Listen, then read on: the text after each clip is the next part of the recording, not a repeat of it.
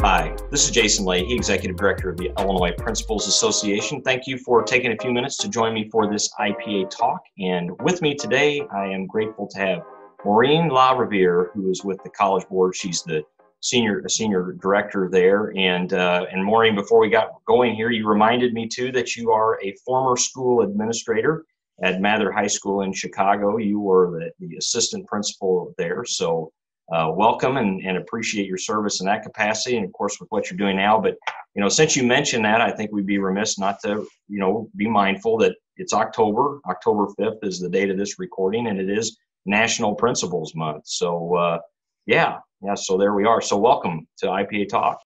Thank you, Jason. Thank you for having me today, and I look forward to discussing College Board updates, but also just wishing a happy Principals Month as well to our principals out there in Illinois.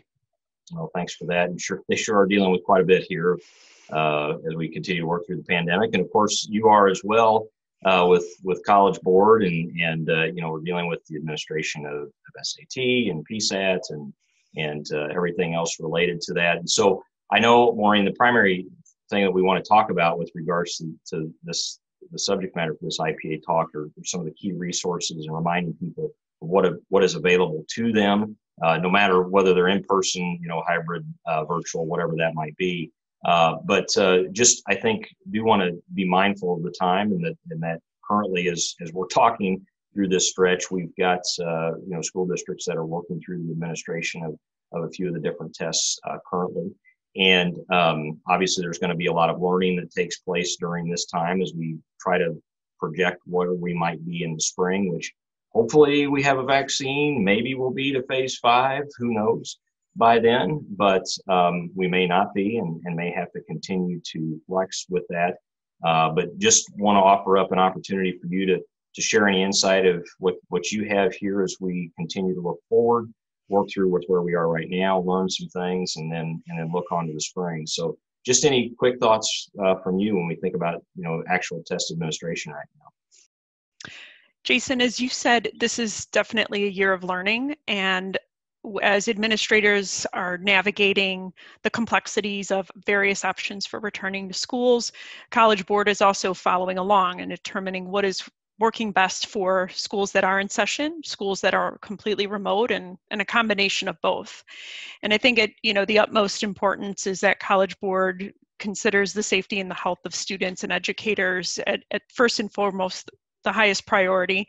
And in working through feedback, not only from teachers and students, but also parents and administrators, is where College Board is learning how to continue to evolve its decision-making process on the impacts for SAT testing and having options for students both at a national administration level on Saturdays as well as with our state partners.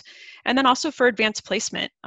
As we know, the important pieces around preparing for an AP exam is that year-long process, and how can we ensure that there are options there for folks in the spring as they're considering whether it's in-person learning or still being remote.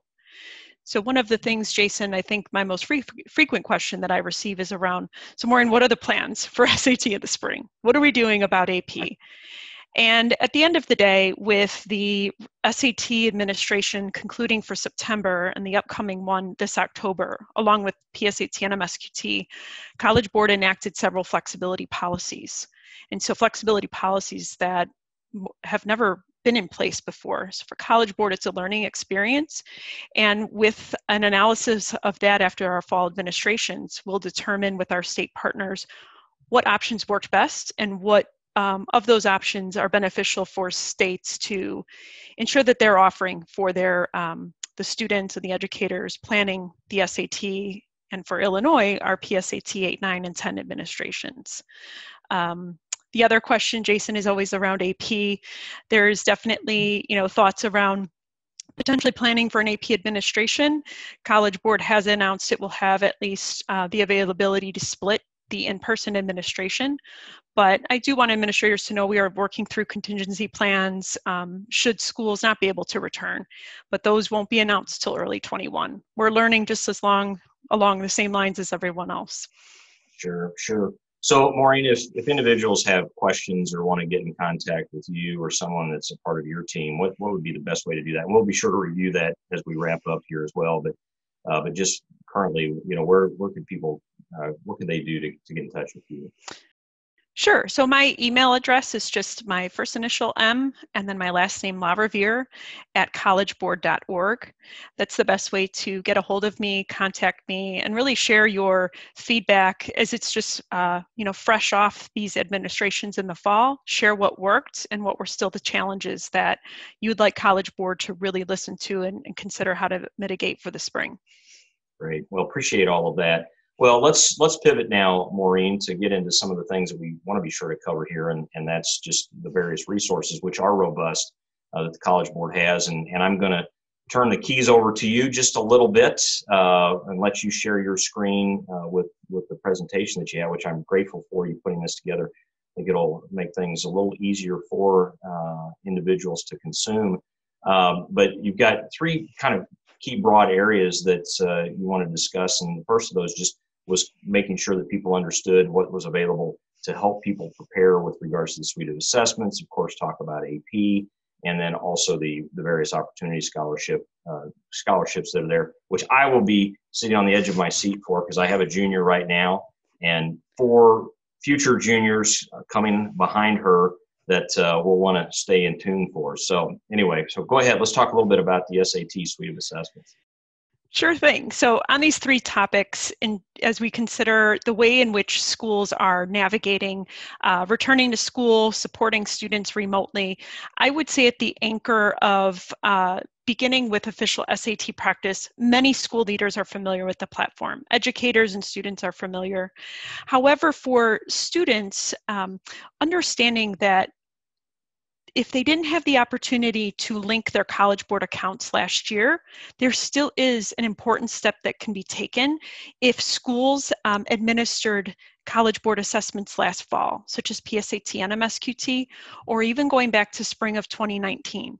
Students can create their College Board accounts, Khan Academy accounts, link them together, and they will still have personalized practice recommendations. And I bring that up, Jason, it's really important because students then can work specifically on the skills that they need to leverage to improve and have a better understanding of what are the areas that they want to continue to focus on. So as I guess my advice for having a junior and thinking about the plans from a junior's perspective, College Board announced over the summer a new technical report where we reviewed the PSAT and MSQT score data from 500,000 students. And of those students, those 500,000 that took PSAT and MSQT, as well as the SAT, we looked at those that practiced on official SAT practice and those that did not. And the students who practiced for 6 or more hours, and that's from PSAT and MSQT, which occurs in October, through their first SAT administration, just 6 hours with one of the 3 practice behaviors listed on the screen there. Students saw an average of 39 points of an increase from that fall to spring administration. And so, Jason, I think it's just really important that juniors understand and are aware they can begin setting up their accounts, starting this process. And if they don't have data, students can just take their 4 diagnostic quizzes for ELA, 4 for math, and then begin to work on these personalized skill recommendations. So really important key resource for students. Additionally, there are coaching tools available for teachers so they can see an aggregate view of what students are working on. Any member of my team can actually schedule a specific professional development session tailored to the needs of their counselors and teachers to explain the platform and help how best to support students utilizing it. Well, that's a terrific resource. And I've got to tell you, coming back to this 6 plus hours of practice, I was shocked that it was that low, actually, to think that it impacted the score in that regard, and so I was curious about Maureen, and you guys may not be able to disaggregate the data down in this way, but so is that like accumulated over time, or if they did 15 minutes here, 30 minutes there, or is it a 6-hour cram session? Do you have any idea of how that's kind of working for these individuals when they're putting in that practice time? Because like I'm I'm ready to go home and have a conversation with Emma here tonight about this and say, you might want to consider it. Might be helpful. And you know what, it's a good question, Jason, because we want students to approach this as what they're learning in class is first and foremost the most, important way to prepare for the SAT, but then understanding that creating a practice schedule over time, which the students can actually build within their Khan Academy accounts, helps them to just stay on track. So as we know, if it is, I would probably say 30 minutes a week in terms of committing that dedicated time to the personalized skill recommendations is really important. Students can set up that schedule in their account. I don't know if I would personally recommend the 6-hour cram session, but yeah. We do look at this over time, the 6 hours, and of course students may practice and use the system more often, but I think it's just that anchor amount allows students a good feel for what is also being assessed when they take the SAT. Yeah. Well, and just coming back now to my own experience, I promise I won't keep doing that, but it's interesting to see this happening now in real time. What I appreciate about the teachers, and I remember this even when I was a school leader, seeing teachers build in the resources that they have available to them like this into their classroom experience. And so I think that helps kind of get it embedded in as kids are going along. Well, obviously a key component to this is just the suite of questions that you have. And obviously you have a pretty significant bank there that's available to students and educators that are teaching these kids. So Maureen, can you talk us through this just a little bit? Sure. So I will say, just like with our students, we navigate at times the hurdle of forgetting our passwords and logging into the College Board accounts. So one of the things I'm really excited to share is around the SAT Suite question bank. And due to the lack of administration data and the item analysis reports from what would have been our spring administration, the College Board launched the SAT Suite question bank. And so on the URL there on the slide, educators, curriculum directors, administrators can visit the SAT Suite question bank and have access to thousands of questions from PSAT 8-9 up through SAT. And the beauty of it is that folks can just simply go in and select if they want a reading test question, if they want a specific sub-score aligned to it, level of difficulty, and a new addition is searching by primary dimensions, which are really important for teachers as they're looking at specific skills that they want to cover. So the questions can be exported, they can be saved to a PDF as well and shared with students if they want that experience of reading an SAT Suite passage and corresponding items or math grid-ins.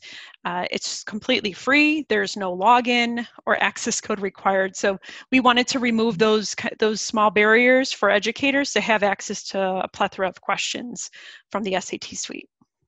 Yeah, that's terrific. And even prior to, what's happened as a result of the pandemic and what that's allowed for here, I've always appreciated College Board with SAT and the other exams, the transparency that you guys have had with the test items and really helping educators be able to leverage those to inform their instructions. So I'm grateful for that. That's terrific.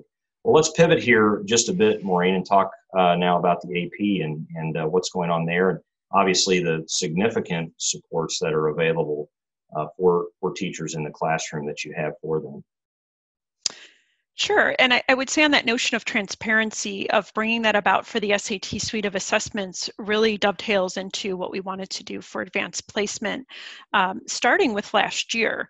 In terms of our AP Classroom platform, as part of our new online registration and ordering system, teachers had access to more questions, as that was the feedback we had heard for years from AP teachers, that essentially they have access to the end of year AP released questions, but they're summative in nature, and they wanted more support on formative questions to assign to students throughout the year. And so last year with that launch of AP Classroom, we saw teachers kind of navigating that with anything new and learning what the topic questions were and personal progress checks. But this year, we wanted to really really share with AP teachers that no matter the in-person environment, remote, a hybrid approach, that AP teachers can utilize various resources within AP Classroom. And the neat thing is, as an administrator, you actually can view an overall progress of how students are doing, what AP teachers are assigning, and then there is also a district administrator view as well.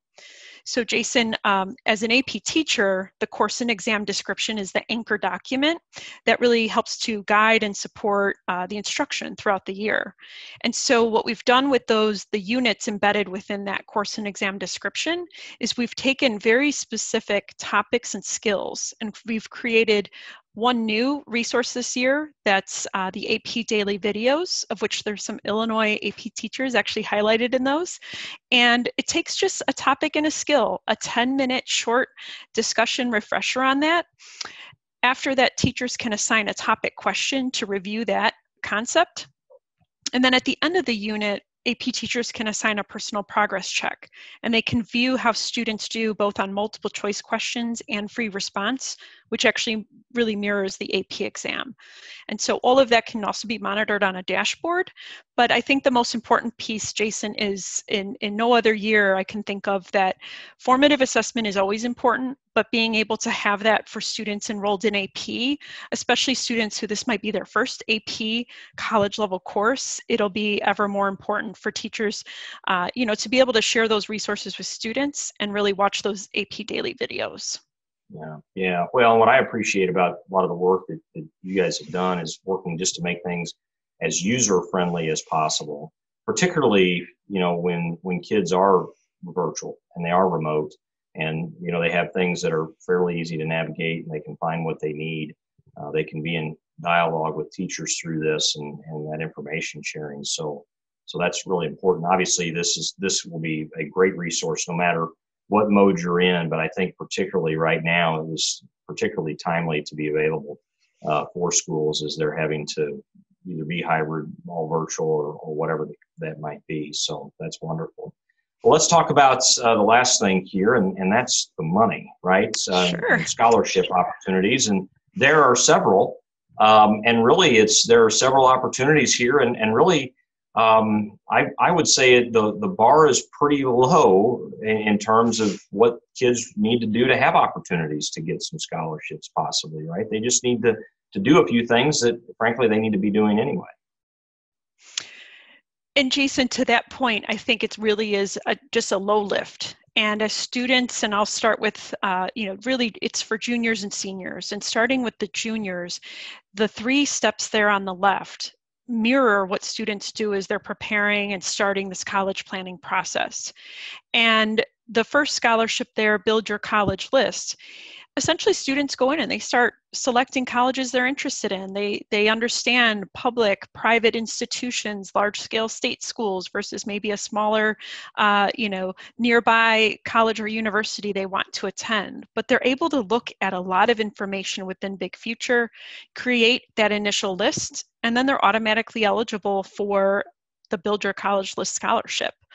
I've gone out to several schools to provide support, and I've seen students do this together with their teachers. And it's, like you said, it's a low lift, it's a low hanging fruit, quite frankly, that students should know about. And then as we talked with official SAT practicing for Khan Academy, again, makes them eligible. We've had hundreds of winners in the state of Illinois receive the practice SAT scholarship. And then there is for seniors, for that continuum of their college list as they start to really discern what colleges now they're really interested in, looking closer at, their options. If they strengthen their college list, that's another scholarship they're eligible for. But the one, Jason, I wanted to talk even more in depth about was the Complete the FAFSA scholarship. Because with Illinois' new graduation requirement, students are eligible to essentially just win this scholarship by attesting to they've completed the FAFSA or Illinois' alternate form, or if they're ineligible for the FAFSA, they are still eligible for this scholarship. So I did want to highlight that. But with your junior student, Emma, she can go in and really begin the process now, right? Absolutely. Bring it on. Well, and it's a twofer, right? So you take care of college requirement, or a high school requirement, so to speak, and then you have an opportunity for the scholarship. So that's outstanding. And you have a little more information here with regards to that, Maureen, I think, in your additional slides, correct? I do.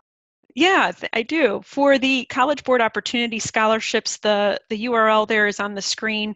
I would encourage students to think about it, especially juniors, as they're starting this, to kind of take a look at what are this opportunity scholarships? What do they need to plan for in terms of timing?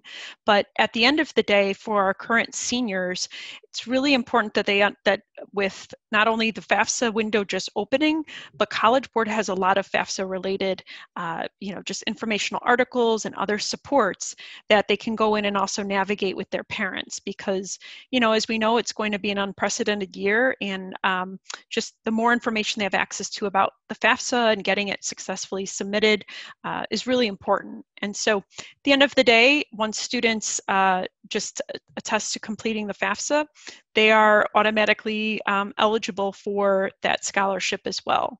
So I will say at the end of the day, Jason, these 6 scholarships, if students do, starting their junior year, complete all 6 steps, they're eligible for our final culminating scholarship, Complete Your Journey. And this summer, we actually had 2 Illinois winners. The students received $40,000 for their attending a college, any institution that they've selected. And it's just amazing that Illinois had 2 students. One was from United Township, and another student was from Gwendolyn Brooks High School in Chicago Public Schools. That's terrific. That'll be helpful. That will be helpful for sure. Well, and speaking of kudos here to the state of Illinois, I believe that College Board just awarded Governor Pritzker here something as well. Isn't that correct? Give him a little shout out. That's right. We actually just awarded Governor Pritzker with the AP Policymaker Award.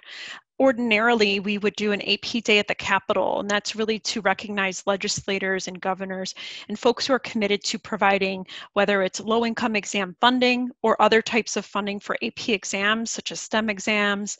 And Governor Pritzker, we wanted to provide him with that award, as the commitment, again, is there for the low-income exam funding for the spring of 2021. And that award had former students on who benefited not only from the low-income exams, but also Illinois' AP credit policy. So just all in all, it was a great way to celebrate the successes of students, but what happens when those funds really support students in their trajectory to college. Yeah, that's great. Well, Maureen, we've covered quite a bit of information here during our time. Any last details, anything else that we need to make sure that we hit on before we call it a day? You said something earlier about just continuous feedback, and I do think it's really important in this time that administrators reach out to me, to College Board, and share with us what is working during the school year. What lessons can College Board learn from you as you're navigating the return to school plans, and how that will look for the whole year. And I do want to hear your feedback. So you can email me, mlareviere@collegeboard.org. We also have our general email address, ilsat@collegeboard.org. And I do have a team that's available to provide professional development on official SAT practice, AP Classroom, and just reiterate the opportunity scholarships to counselors if needed as well.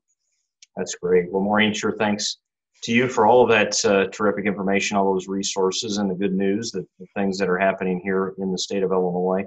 I sure appreciate all of that and your readiness to help out wherever school leaders are needing some support here, where SAT and the other assessments and things are concerned, and those scholarships. Let's get some money out there. That's extremely helpful. So Maureen LaRiviere, Senior Director with the College Board, thanks for being with us. My name is Jason Leahy, Executive Director of the Illinois Principals Association. If there's anything that the IPA can do for you, don't hesitate to give us a call, or you can check us out on the web at ilprincipals.org. Take care.